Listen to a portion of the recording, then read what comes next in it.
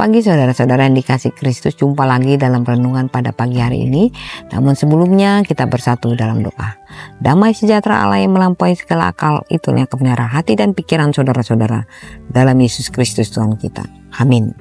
Firman Tuhan pada pagi hari ini tertulis dalam Mazmur 100 ayat 2. Beribadalah kepada Tuhan dengan sukacita, datanglah ke hadapannya dengan sorak-sorai. Saudara-saudara, nats ini digunakan dalam ibadah Israel. Mazmur ini kemungkinan dinyanyikan saat ibadah syukur di bait Allah, terutama dalam perayaan seperti korban syukur, Totodah, Imamat 7 ayat 12 sampai 15, Mazmur 50 ayat 14, kemudian perayaan hari raya misalnya Paskah, Pentakosta atau Syukur, di mana umat berkumpul untuk memuji Tuhan. Saudara-saudara, penyembahan yang penuh sukacita.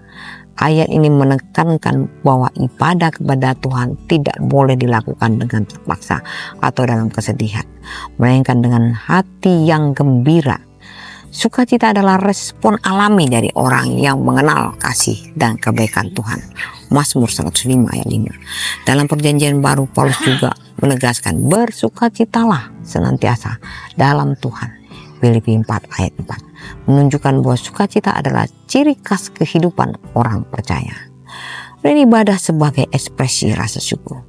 Sukacita dalam ibadah muncul dari pengakuan bahwa Tuhan adalah Allah yang baik, setia dan penuh kasih. Mazmur 100 ayat 5. Sorak-sorai adalah nyanyian teriakan kegembiraan. Kegembiraan adalah bentuk ekspresi syukur atas segala perbuatan ajaib dan pemeliharaan Tuhan. Datang ke hadapan Tuhan dengan penuh kehormatan. Datanglah kepadanya, menunjukkan bahwa ibadah adalah suatu keistimewaan. Dalam perjanjian lama, hanya iman yang boleh masuk ke tempat, hanya imam yang boleh masuk ke tempat yang maha kudus. Tetapi melalui Kristus, semua orang percaya sekarang dapat menghampiri Tuhan dengan penuh keberanian. Ibrani 4 ayat 16. Namun kedekatan ini karena disertai sikap hormat dan sukacita, bukan ketakutan yang kaku. Ibadah yang menyeluruh atau fisik dan rohani.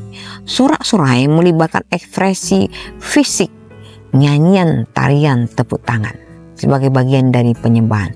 Ini mencerminkan bahwa ibadah bukan hanya aktivitas rohani, tetapi juga melibatkan seluruh keberadaan manusia.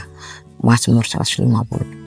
Saudara-saudara, ibadah bukan sekedar ritual, tetapi respon hati yang bersukacita karena anugerah Tuhan. Tuhan menginginkan penyembahan yang hidup, penuh syukur dan penuh kegembiraan, bukan formalitas yang kering. Sukacita dalam Tuhan adalah kekuatan kita. Nehemia 8:10. Dan ibadah sejati harus mencerminkan hal itu.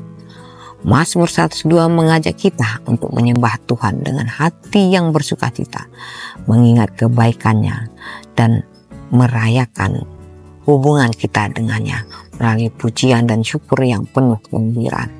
Apakah sukacita saya dalam beribadah berasal dari pengertian akan kasih, berasal dari pengenalan akan kasih dan kebesaran Tuhan, atau dari faktor luar seperti suasana ibadah, musik, atau perasaan sesaat?